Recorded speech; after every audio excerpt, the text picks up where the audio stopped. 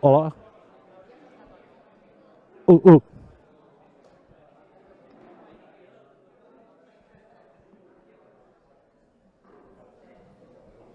Bona tarda.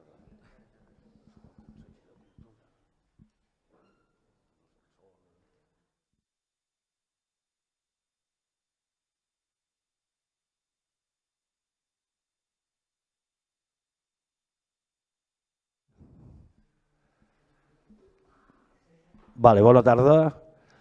Benvinguts a aquest acte de l'11a edició de la Universitat d'Estiu del Moianès. Gràcies per ser aquí. Gràcies Ràdio Castellterçol per cobrir l'acte, que es gravarà per YouTube i el podrem tornar a veure quan convingui. Des del Consell Comarcal i des de l'Ajuntament us volem agrair la vostra presència i fer cas de la invitació que heu rebut. Fa 11 anys que s'està fent a la universitat de manera continuada i sempre s'han tractat temes de cultura,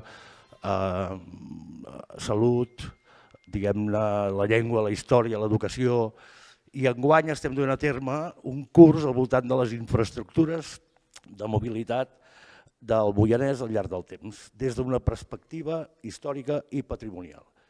Aquest curs es complementarà amb aquesta taula rodona d'avui amb una visió posada més de cara al futur. El futur de les infraestructures del Moianès i la mobilitat del Moianès cap on avança la comarca. Des de l'Ajuntament, torno a repetir, des de l'Ajuntament i des del Consell Comarcal, gràcies per ser aquí i espero que sigui del vostre interès, que en gaudiu i que podeu fer les vostres aportacions. I sense més preàmbuls us presento un Xavier Bach, que és el conseller de Mobilitat del Moianès. Gràcies. Gràcies, Oriol. Bona tarda a tothom i gràcies per ser aquí. Fa goig també veure aquesta sala tan plena. Us explicaré breument una mica també d'on neix la idea aquesta de fer aquesta taula rodona. Portem ja molts temps que molts som patidors i hem viscut també totes les obres de la C59 i vam pensar que seria interessant fer aquesta taula rodona, no només per parlar d'aquesta infraestructura, que és on ara mateix estan centrades també totes les inversions, sinó parlar de manera general del futur de les infraestructures de mobilitat del Moianès, no només en clau de xarxa viària, sinó també en clau de transport públic i també lligar-ho una mica amb el Moianès del futur. Us presentaré primer breument els 4 ponents que tenim aquí. D'entrada vull agrair-vos a tots vosaltres també haver acceptat aquesta invitació. Veniu de diferents institucions, representeu també diferents institucions, a part ja heu treballat prèviament per aquesta comarca i per tant penso que eren de les persones més ideals tenir-les aquí avui, per tant és un honor realment, penso que no haguéssim trobat millors persones per representar al final aquesta taula. Per començar, benvingut il·lustríssim senyor Jordi Terrades, us el presento, ell és el secretari general del Departament de Territori, Habitatge i Transició Ecològica de la Generalitat de Catalunya i també és diputat al Parlament de Catalunya, però també penso que té coneixement de la comarca, ell és del Vallès Oriental, va ser expresident del Consell Comarcal del Vallès Oriental durant uns quants anys i també va ser regidor de l'Ajuntament de Granollers. Benvingut. Després també tenim la il·lustríssima senyora Sonsoles Letang, probablement aquí tindreu ciutadans que veu tenir l'honor de tenir-la com a alcaldessa, una experiència fugaç. Jo vaig tenir l'honor de tenir-la també com a companya al Consell Comarcal, va ser consellera també a l'àrea de Territori, Urbanisme i Canvi Climàtic i actualment és la directora general de Canvi Climàtic i Qualitat Ambiental de la Generalitat. Benvinguda. Després tenim el senyor Toni Massot. Gràcies d'entrada per acollir-nos aquí a Castellterçol. Actualment és l'alcalde de Castellterçol, però també va ser conseller comarcal en l'àrea de mobilitat i medi ambient i per tant també coneix molt bé tot el que es van impulsar quan ell era conseller. Benvingut. I per acabar el senyor Jordi Terradellas, que no Terrades, tindrem aquí una mica de confusió. És enginyer tècnic d'obres públiques i i és portaveu de la plataforma C59 Segura, que també vam començar aquest camí junts fent una auditoria ciutadana de la infraestructura de la C59 i per tant també coneix molt bé la realitat. Benvingut. Bé, com plantegem la taula rodona d'avui, plantejarem en 3 blocs i a cadascun dels blocs farem unes preguntes a cadascun d'ells, això ja us he avisat que hauríeu d'intentar ser breus, 5 minuts cadascun i així tindrem temps de parlar tots i si tenim temps al final també fer un torn obert de paraules. Començarem pel primer bloc, que en aquest cas l'hem centrat sobre fer un balanç de les obres i de les inversions que considerem que queden pendents a la nostra comarca. Només volia donar-vos algunes dades perquè nosaltres quan havíem començat tota aquesta auditoria de la C59 i quan vam començar a fer aquestes reivindicacions havíem identificat que era una carretera amb molta sinistralitat i simplement he volgut fer un repàs de com havien evolucionat les dades de sinistralitat. I malauradament que les obres encara no s'han acabat i per tant probablement això també ja ha influenciat, però ens trobem que tant 2023 com 2024 aquesta sinistralitat persisteix a la carretera. Per tant, haurem de valorar què passa un cop s'hagin executat. Però per tant encara no estem en aquest escenari de millora al final de la seguretat de la carretera 59. I ara ja sense més preàmbuls ja començaré la primera pregunta al senyor Jordi Terrades. Quin balanç feu com a departament de les obres i quines són les properes inversions previstes tant a la comarca com un pèl més enllà i quins mecanismes preveieu de seguiment de l'execució d'aquestes obres, perquè han anat sortint diferents projectes i per tant és interessant que hi pugui haver aquesta continuïtat. Gràcies, bona tarda. Primer saludar l'alcalde i la presidenta del Consell Comarcal, que la veig per allà darrere. Hi ha alguns quants amics i amigues que fèiem bastant de temps que no ens vèiem. No diré els noms, esteu tots saludats i saludades. Ho deies tu. Ara no soc diputat, però a la meva vida anterior, que sembla que fa molt temps, però tot just fa un any que he deixat de ser diputat al Parlament de Catalunya, en un any el temps ha passat molt ràpid a la conselleria. Un dels meus temes, ho coneixen bé alguns dels que us veig per aquí, era la C59. Mocions, preguntes, donar una mica... Anava a fer servir un adjectiu que no el faré servir, però impulsar el conseller i la consellera de torn com estava el tema de la millora de les obres entre Caldes o entre Palau i Solità i no només fins a Moià, sinó fins a l'eix transversal. Fruit d'això, diversos governs van aprovar alguns dels projectes de millora de la carretera que tot just alguns s'estan acabant o s'acabaran a final del mes de juliol. Abans de venir aquí he reunit a l'equip d'infraestructures i els he dit amb els papers que m'heu posat dieu que a finals de juliol estaran acabades les obres de millora entre Sant Feliu i Moià.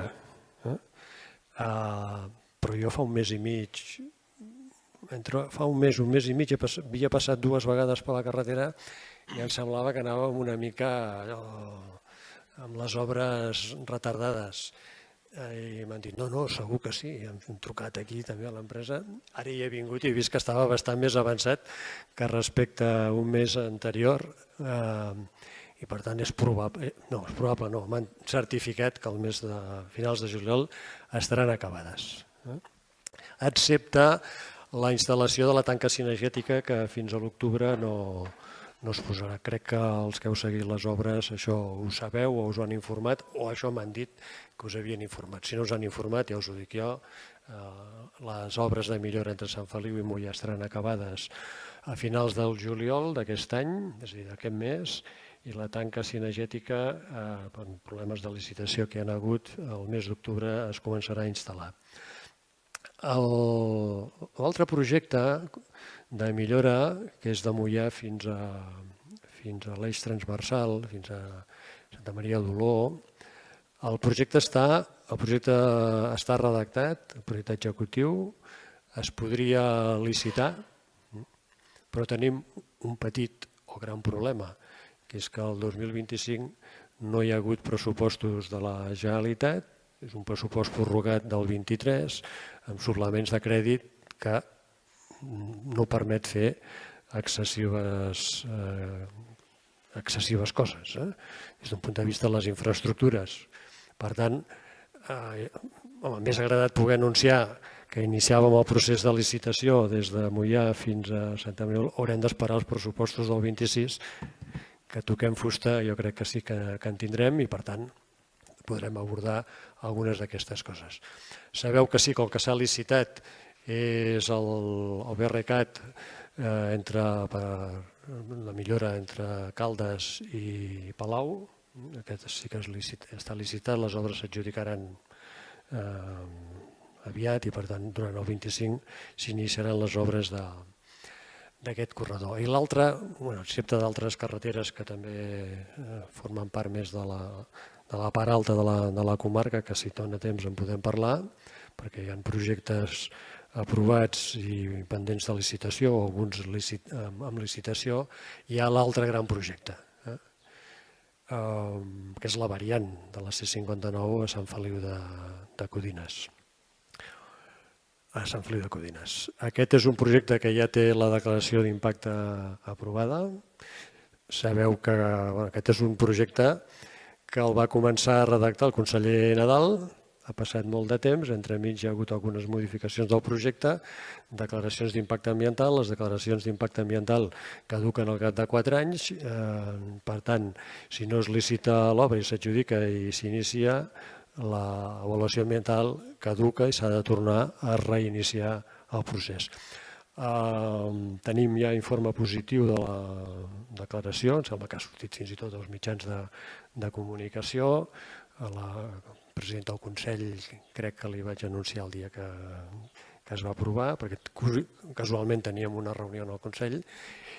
Hi havia algunes prescripcions menors respecte al projecte que s'han incorporat i jo crec que estarem en condicions d'aprovar aquest projecte durant el mes de juliol.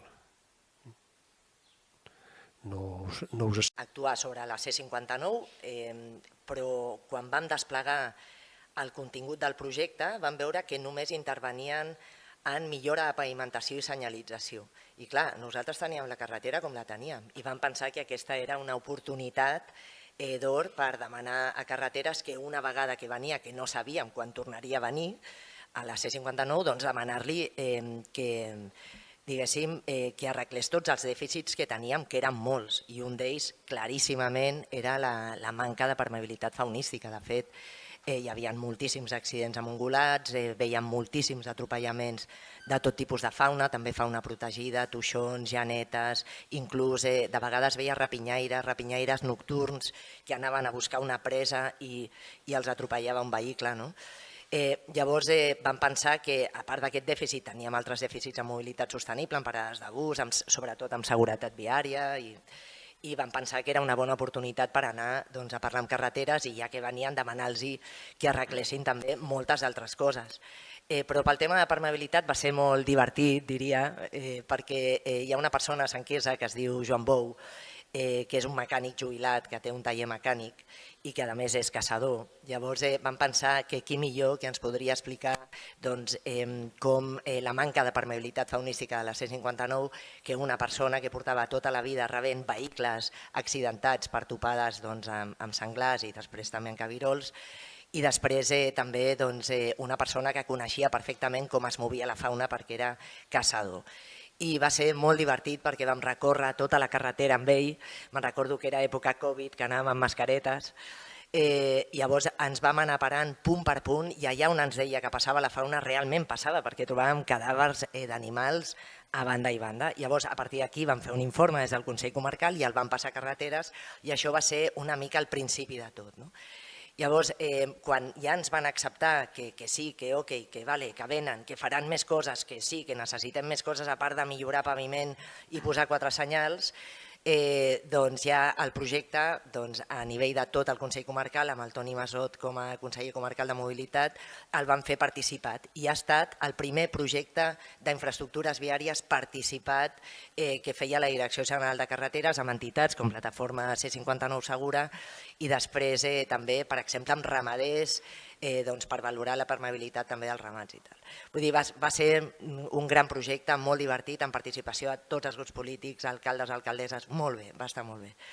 I en quant al seguiment i més coses que s'haurien de fer, sí que és veritat que van passar d'un pressupost de 1.400.000 a més de 8 milions, vull dir, el treball des del territori va ser brutal i ho vam aconseguir, però sí que és veritat que no es va poder fer tots els passos de fauna que voldríem fer, ara hi ha un informe que preveu fer 2 passos més, però sí que hi ha una zona on fer passos de fauna inferiors és molt difícil perquè no hi ha torrents i per tant el que s'hauria de fer és un pas superior per poder donar la permeabilitat faunística que a més ajudaria molt al sector primari a poder passar també amb els ramats en extensiu d'una banda a l'altra. Llavors això es va quedar parlat amb Carreteres per poder fer un pas emblemàtic d'aquests tipus França, d'aquests revegetats, d'aquests que passa un cabirol i ni s'entera que està passant per sobre d'una carretera. A Catalunya no en tenim d'aquests, a França n'hi ha moltíssims i vam parlar amb Carreteres de poder-ho fer via un projecte europeu o via un fons de biodiversitat. Llavors, bàsicament això quedaria pendent. I en quant a seguiment, s'hauria de fer un seguiment amb un tècnic competent en permeabilitat faunística d'infraestructures, com es fa a totes les carreteres que han tingut estudi d'impacte ambiental, han de tenir un seguiment durant 2 anys, però seria molt bo participar-ho amb totes les entitats ambientals del territori i amb els caçadors. Gràcies, Monsoles. Llavors, cap al Toni, el que hauria de fer és una mica com ho has viscut com a alcalde i també com a conseller i una mica com a alcalde, que t'arriben al final totes les queixes de la ciutadania, també com ho ha viscut la ciutadania o com creus que ho ha viscut la ciutadania. Sí, gràcies. Per la meva part, o sigui, com a alcalde i com a conseller comarcal que va ser, junt amb les Sonsoles, que vàrem iniciar aquest projecte o aquest diàleg amb l'administració competent, que en aquest cas era Carreteres, la veritat que des del meu punt de vista jo crec que és un projecte, és l'inici d'un camí, o sigui, de fet, com ha dit la Sonsoles, varen començar amb un projecte de $1,5 milions que està amb aquests 8 milions i pico. Per què?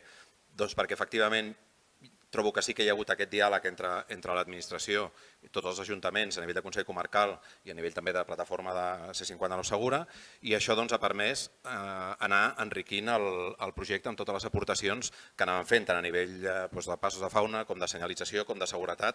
També, per exemple, en el cas de Castellterçol, la parada d'autobús que s'ha posat davant del CAP, que esperem obrir algun dia, ens ha permès avançar perquè hi ha hagut unes expropiacions i tot això que s'ha pogut aprofitar el mateix procediment que es feia servir per la carretera. Per tant, com a Ajuntament i com a conseller en aquell moment de Consell Comarcal, sí que hem vist que hi ha hagut aquest diàleg, que hi ha hagut aquestes aportacions de territori, que continua aquest diàleg perquè a dia d'avui, com comentàvem, de fet les obres no estan acabades. La setmana passada reclamava a la direcció facultativa de carreteres que a veure com estava un pas d'entrada a una masia i ja l'estan formigonant, per tant aquest diàleg és directe i obert i quan hi ha hagut alguna incidència es comunica i immediatament està atesa.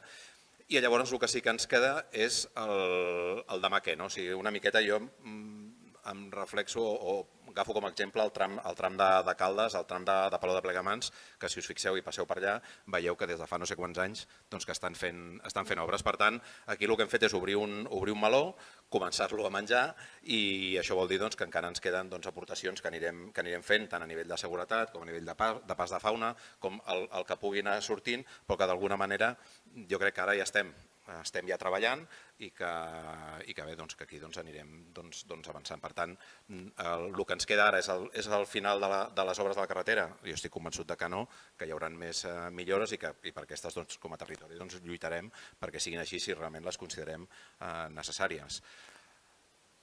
Podríem entrar a parlar de la durada de les obres, tot això, però al final tots quan veiem obres, i ara per exemple si aneu a Barcelona quedareu encantats de com han anat les obres aquí a Castellterçol, perquè allò és un cristo i aquí les obres s'han pogut portar de manera correcta, tothom ha pogut passar, inclús varen tallar la carretera durant una setmana a les nits, que al final Carreteres també va fer que en comptes d'una setmana fossin, em sembla que va ser 3 dies, per tant tot això s'ha fet en comunicació amb el territori. En definitiva, totes les millores costen i això sí que ens demana un sacrifici a tots com a societat, però en definitiva és per millorar.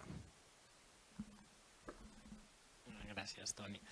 Ja per acabar, Jordi, el que et volia preguntar, també atès que havíeu fet aquella auditoria i havíeu analitzat molt bé quines eren les millores que calien i també, com que heu estat al seguiment també de totes les obres, volia preguntar quines inversions creus que encara no estan incloses a cap d'aquests projectes que estan encara sobre la taula o pendents d'executar, quines són les qüestions que encara han quedat pendents. Quin parla, doncs? Amb aquest? Amb aquest també se sent? Sí. El primer sobre, com que som una plataforma ciutadana, evidentment jo no dono la meva opinió, sinó dono l'opinió dels usuaris, en definitiva, o no només els usuaris, els que estan al voltant de la C59. I, per tant, jo traslladaria la pregunta de la valoració sobre quina és la conclusió que en fan de les obres, doncs en el conductor que hi passa cada dia, de quina valoració en fa dels resultats que s'han fet o de les actuacions que s'hi han fet, si han resolt les problemàtiques que tenia la carretera, ara fa 4 anys quan encara no s'havia fet el projecte, quan encara no s'havien fet les obres, si s'han resolt, o també ho preguntaria en el conductor del transport públic o en els usuaris del transport públic amb el temps que tarden per desplaçar-se cap a Barcelona i retornar, o en el conductor dels transports pesats, dels camions, etc., i els que es troben en una corba estreta, o els ciclistes de cap de setmana, els motoristes, quina valoració en fan ara amb les obres acabades, si creuen que és suficient les actuacions, si han resolt la problemàtica que té aquesta carretera. Des de la C59 pensem que no, que clarament no s'ha resolt. Fins i tot diríem que ha sigut una oportunitat perduda.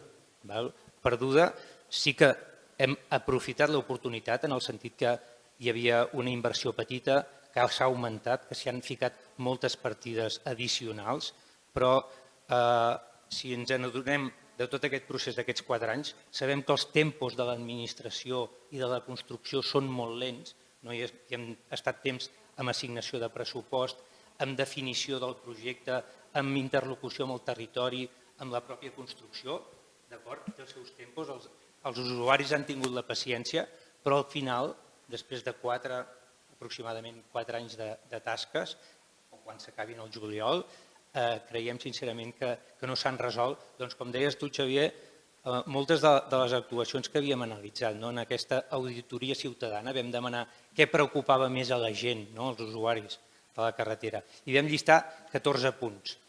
No entraré en detalls, però dels 14 punts, aquí els tenia resumits en una taula, que ja podeu veure els colors, i, per exemple, vam avaluar, vam revisar un cop construïda la carretera, amb la situació actual, d'aquests 14 punts, només 2 creiem que tenen un resultat satisfactori. Per exemple, el ferm tenia un estat molt dolent i creiem certament que ha quedat molt millor, evidentment, està nou i recent. O la fauna ha tingut unes millores gairebé, no sé, de punta d'exemple de molts llocs. Ja veurem, pensava que el tema de la tanca perimetral ho acabaria d'arrodonir, perquè els passos de fauna, si no hi ha una tanca, no sé quina serà la solució per encaixar els animals cap a aquell punt. Però en tot cas, la fauna i el ferm serien una bona solució. Què queda pendent, Xavier, la teva pregunta? Doncs el primer punt que teníem amb l'auditoria, és a dir, la primera preocupació de la gent, dels usuaris, era l'amplada. la carretera té una amplada insuficient. Sí que hi ha llocs que té una amplada de 10 metres, la calçada de 7 més 3, o sigui, vorera de 1,5 a cada costat i calçada de 3,5 i 3,5, de 10 metres. Però té molts llocs que és heterogeni i passem a amplades de 6 metres. Aquesta heterogeneïtat encara ho fa més conflictiu, o sigui, l'amplada, sens dubte, és la gran mancança. La compatibilitat d'usuaris, d'això, la coincidència de vehicle privat, transport públic, camions, caps de setmana, el col·lapse, els riscos, les corbes en situació de riscos, encara és molt més difícil.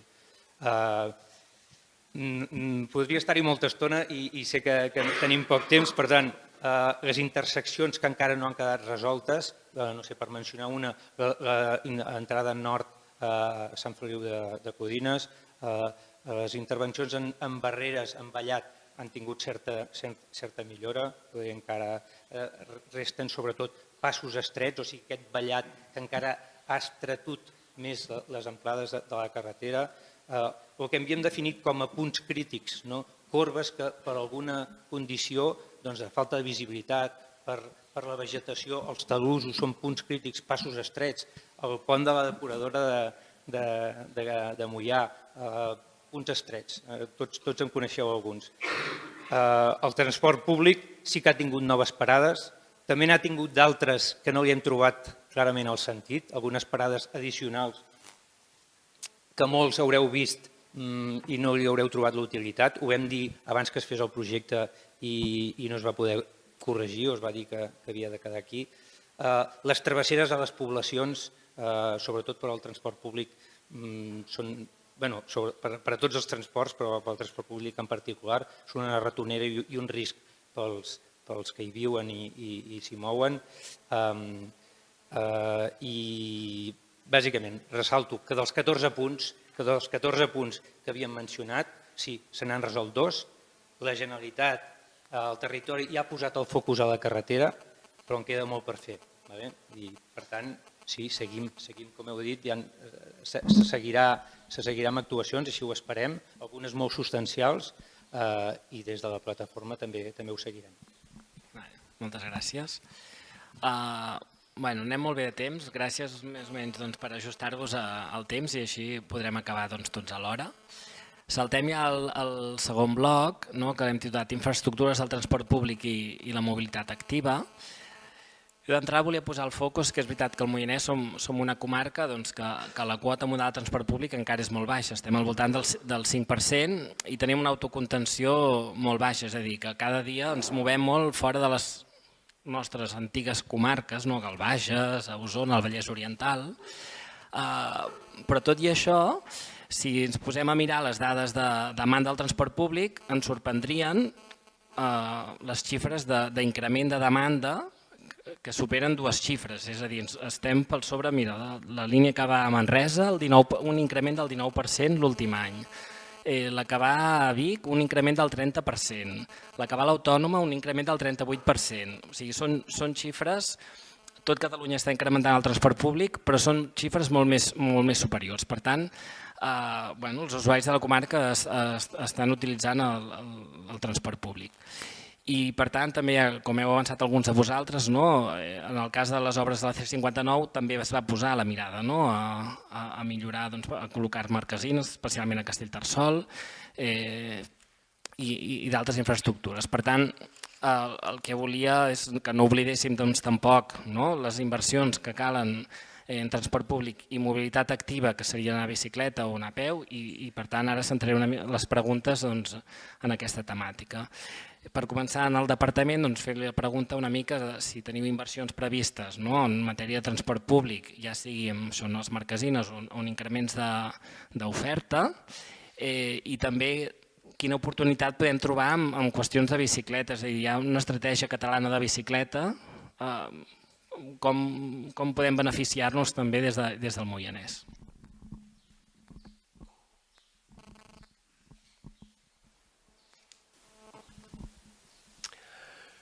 Començaré per la fàcil o per la difícil, que és l'estratègia per la bicicleta. Fàcil seria dir no està contemplat.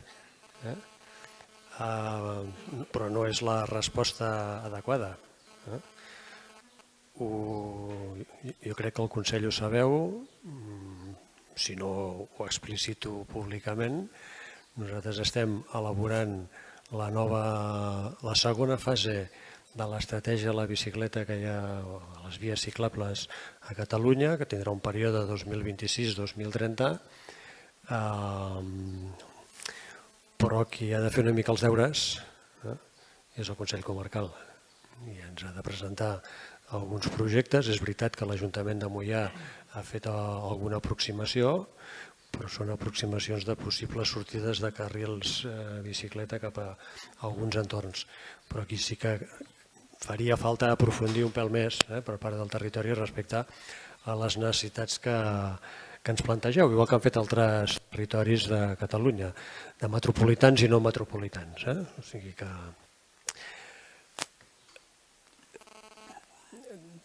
quan els meus em diuen que el Moianès podria ser extrapolable amb altres territoris de Catalunya. Quan parlem de transport públic és que hi viu poca gent, si ho comparem amb altres zones de la regió metropolitana de Barcelona. La resposta que els hi donem nosaltres als tècnics, a vegades els tècnics ho miren des de l'afrador dels números, és que aquí tothom ha de tenir les mateixes oportunitats, visqui a Barcelona, a Cornellà, a Granollers o a Moià, Castellterçol, i per tant això s'ha de plantejar des d'una altra perspectiva. Per què? Avui estava mirant els números. El 57,7%, quasi el 58% de la mobilitat que es produeix al Moianès és en vehicle privat. Què vol dir? És veritat, tu dius que hi ha un 5% que utilitza el transport públic.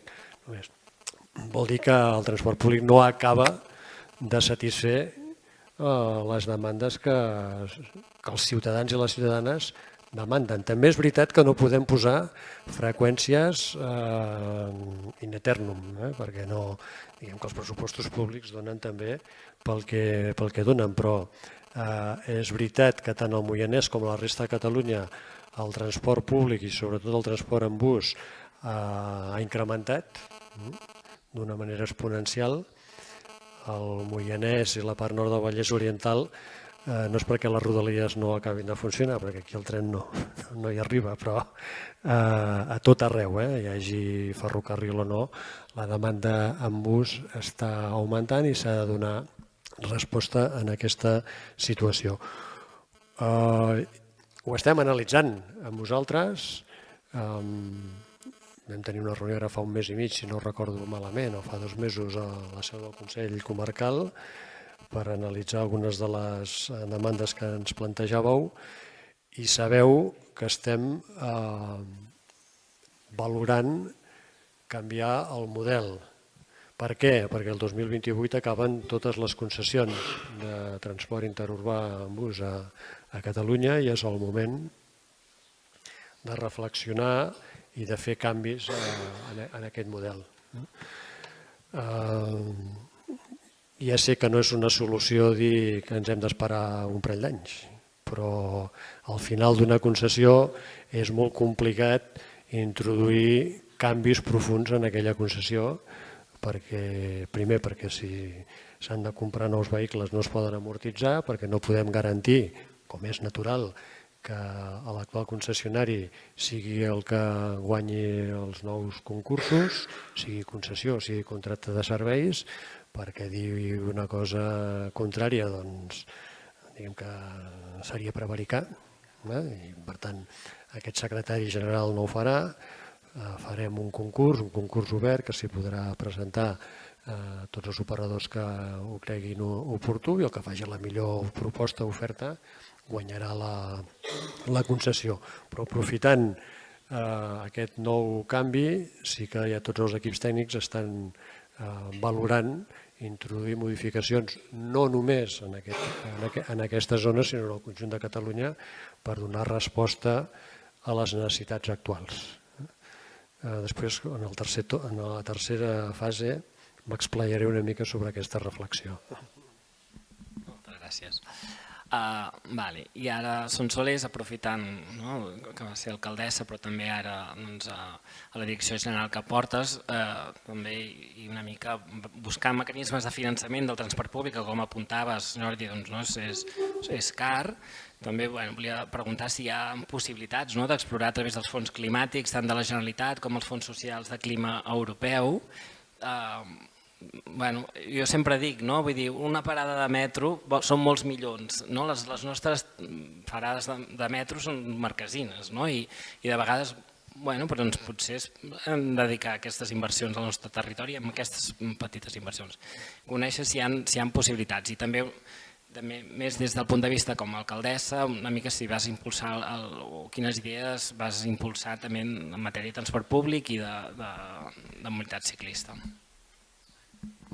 Perfecte, doncs sí, amb el fons climàtic, que per qui no el coneix, el fons climàtic és un fons de diners que es nodreix sobretot de l'impost de vehicles de CO2, l'impost de CO2 dels vehicles. Doncs a partir del fons climàtic es podrien sol·licitar intervencions en matèria de mobilitat sostenible per dues vies. Una seria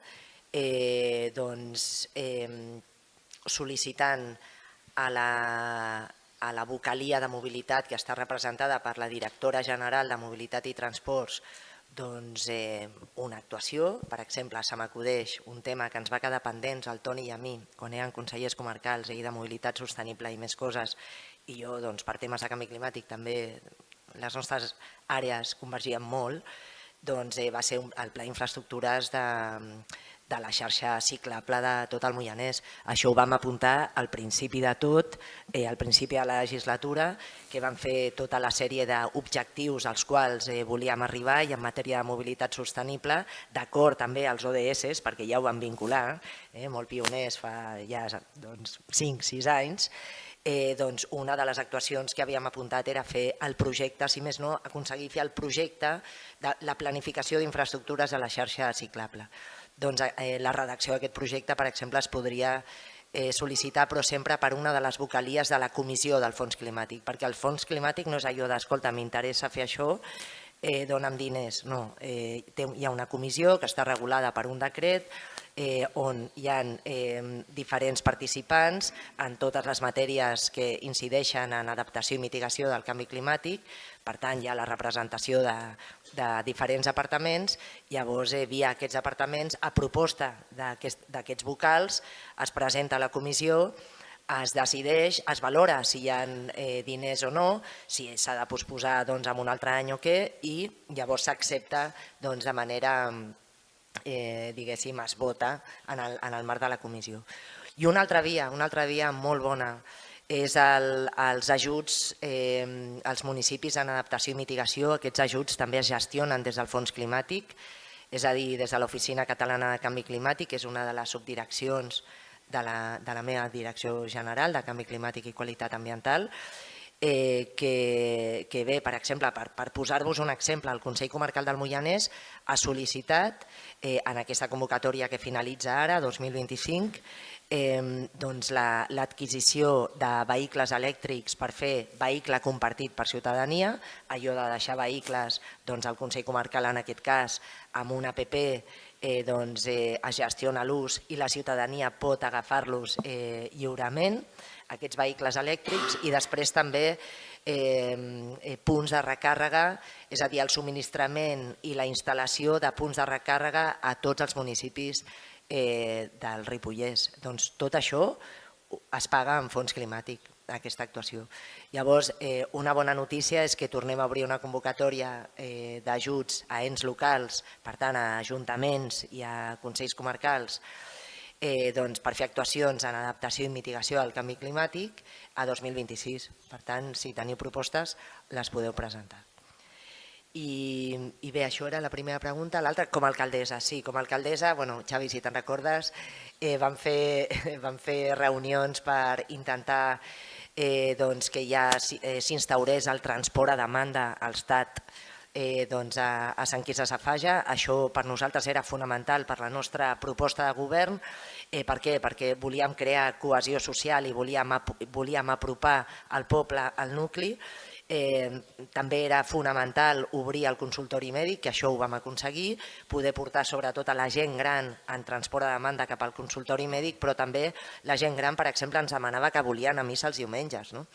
Tota la casuística que vam recollir.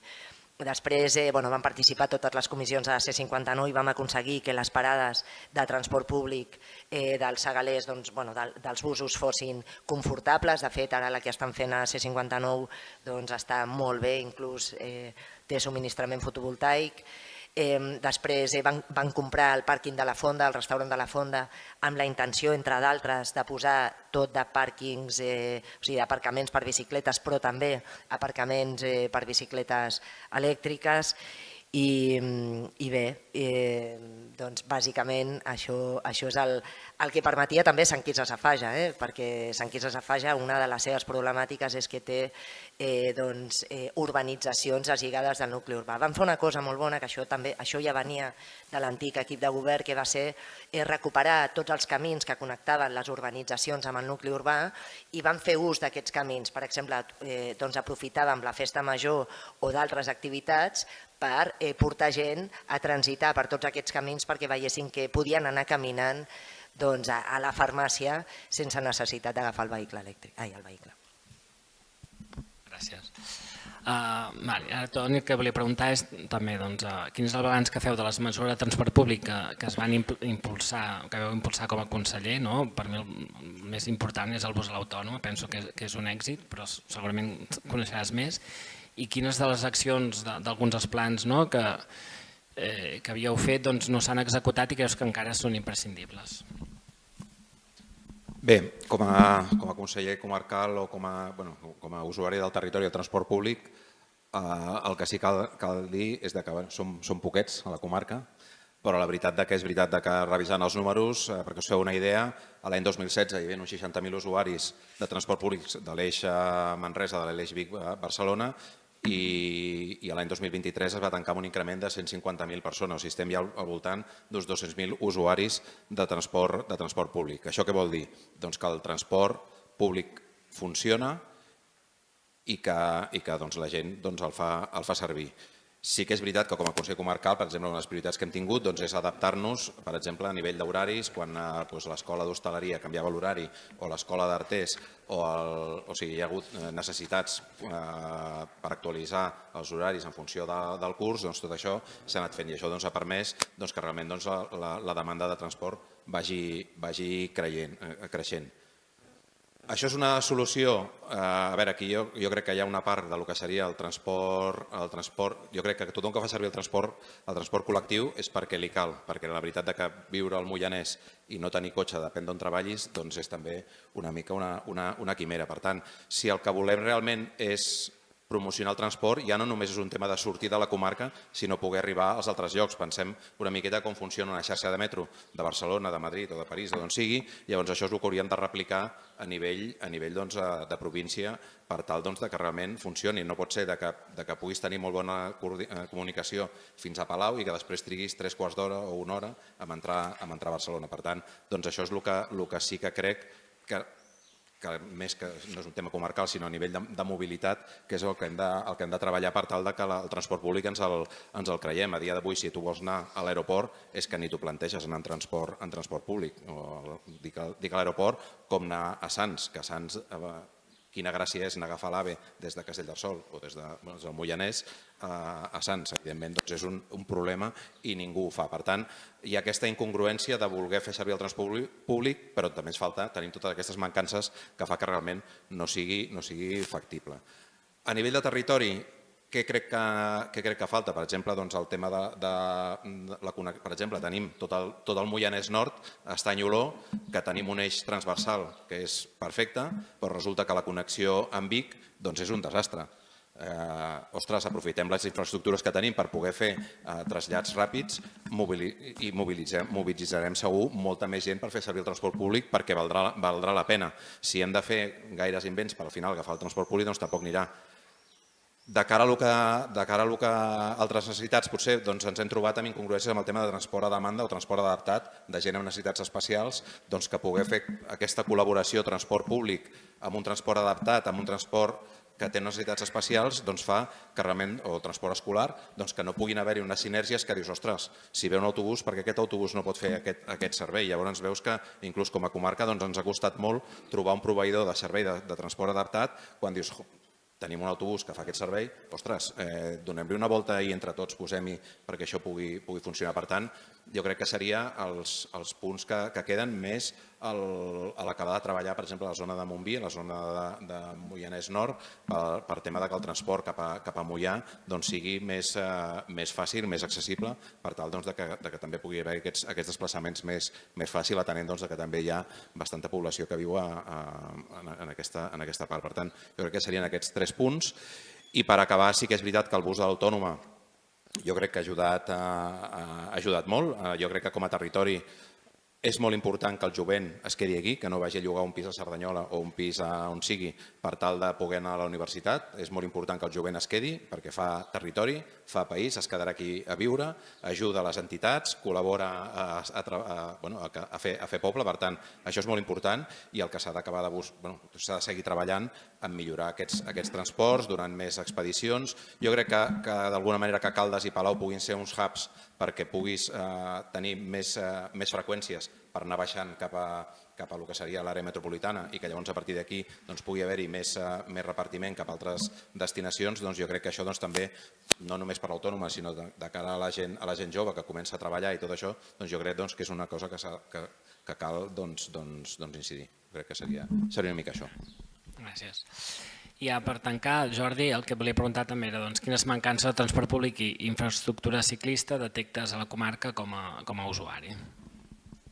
Així, en quant a transport públic, evidentment el nostre focus és en la infraestructura, evidentment és la primera necessitat, ho he dit abans, la carretera en si, no insistiré en l'amplada i les mancances que té, també insisteixo en la infraestructura no només intermunicipal, sinó en els propis municipis, ja no sé de qui és responsabilitat, si Generalitat o municipis, però els passos a les travesseres en els municipis i la ubicació de les parades també en alguns llocs són o insegures o incòmodes o afecten a altres activitats.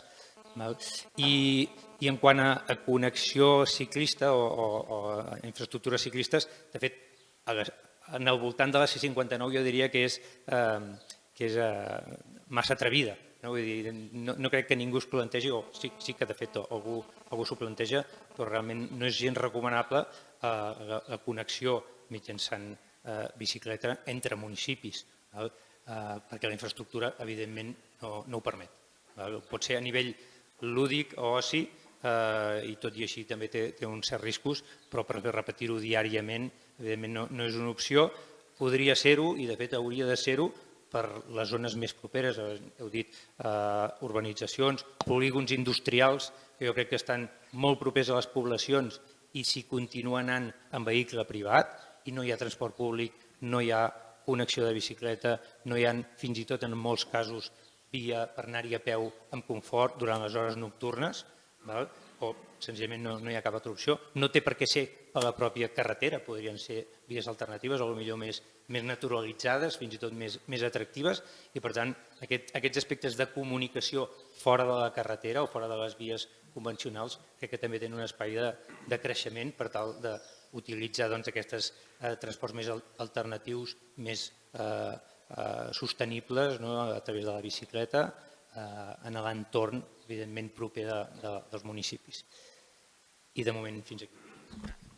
Moltes gràcies. Seguim ajustant-nos amb el temps, per tant anem molt bé i podem encetar ja el que serà el tercer bloc, que l'hem titulat Cap on avança la comarca.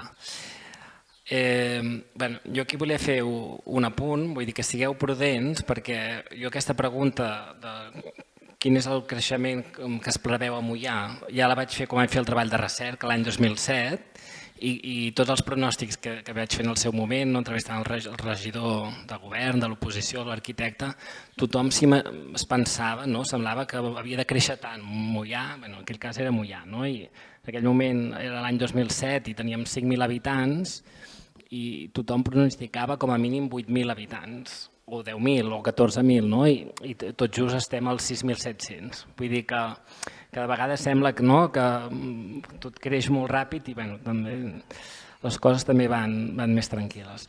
Llavors, encetant aquest bloc de cap on ha d'avançar la comarca, i per contextualitzar, i una mica la pregunta més institucional que volia fer, és la Generalitat esteu començant els treballs del Pla Territorial General de Catalunya, que al final és l'instrument d'ordenació del territori de Catalunya, en el que es preveu es fan com vol el govern o la Generalitat que sigui el futur de Catalunya. Quins han de ser cap on s'han de preveure els creixements, quins han de ser els models de cada un dels municipis i també una mica com s'ha de reequilibrar el territori.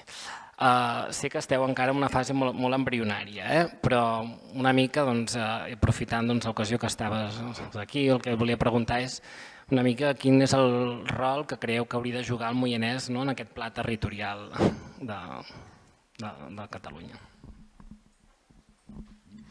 El rol del Moianès serà el que decideixi la gent del Moianès i les seves institucions. Després en parlarem amb el govern de la Generalitat o amb la gent que treballi aquest tema. Però mireu, algú preguntarà, i ara aquest per què tornen al transport públic? En Rodalies cada any té 120 milions de validacions d'usuaris. El metro de Barcelona, que va una mica més enllà ja de la ciutat de Barcelona, que és metropolità, té al voltant d'unes 470 validacions anuals d'usuaris. És a dir, hi ha gent que l'utilitza diverses vegades al dia, per tant, això... Si l'utilitza diverses vegades al dia vol dir que no fa servir el seu vehicle privat. Ferrocarrils de la Generalitat 97, en total en el sistema ferroviari 687, és molt metropolità, aquestes validacions. El conjunt de validacions de la regió metropolitana, aquí ja incorporo també els usos, és de més de 1.164 validacions anuals aproximadament. I l'alcalde deia que aquí són poquets.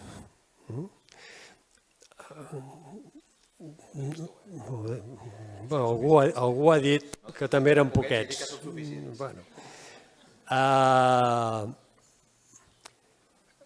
L'altre dia, en un debat que teníem amb responsables municipals d'algun ajuntament metropolità, li fèiem la reflexió de que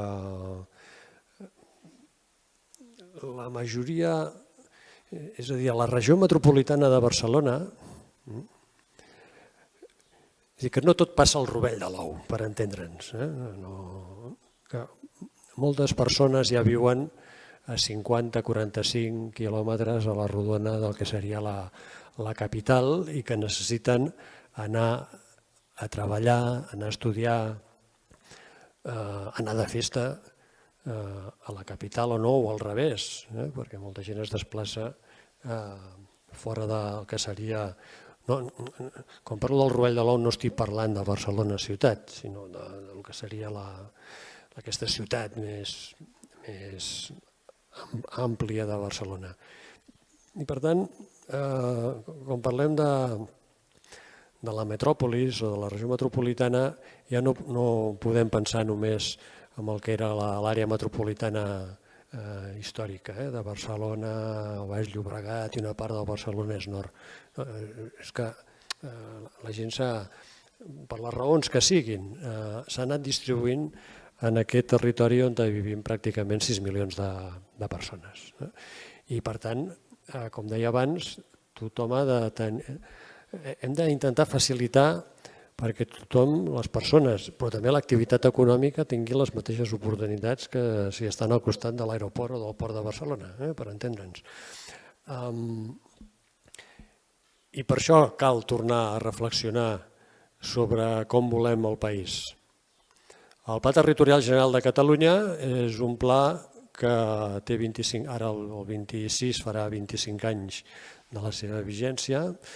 Tots recordarem aquella frase que va fer fortuna del president Pujol, som 6 milions, no ens en vam donar compte, n'eren 8. I totes les infraestructures, equipaments, aquell model de país que es va pensar, ubicacions també d'activitat econòmica o residencial o d'espais naturals, que es va pensar per una Catalunya que dèiem que era de 6 milions, algunes d'aquelles infraestructures, siguin viàries, físiques, naturals, ambientals, etc., equipaments col·lectius, moltes d'elles, que es van pensar ara fa 25 anys, tot just estan acabant ara. Unes infraestructures que estaven pensades per 6 milions de persones, ara en són 8, però en 15 o 20 anys podem arribar a 9,5, 10, perquè la projecció de població és aquesta. Entre altres coses perquè ens agradi més o menys, o hi hagi persones que no els agradi, aquest és un país que seguirà tenint immigració perquè necessitem que hi hagi persones que vinguin també a treballar aquí per mantenir el sistema, també, per mantenir les pensions, per exemple, perquè la població activa autòctona cada cop s'està envellint més. Però aquesta és la realitat del país i hem de tornar a repensar com fem aquest país, un país que sigui equilibrat, que sigui sostenible, que no ocupem el territori per ocupar-lo, però necessitem tornar a repensar col·lectivament com hem de fer les infraestructures, on han d'anar les infraestructures, quins equipaments necessitarem en el futur, quina capacitat o quina dotació de sòl residencial necessitarem, quina capacitat de sòl industrial per generar activitat econòmica necessitarem. I per això és aquesta idea de tornar a elaborar un pla territorial general de Catalunya que se'ns ha quedat petit. L'altre dia el secretari general d'Empresa i Treball i el conseller em demanaven: escolta, els de l'Incasòl, ens podeu explicar on teniu sòl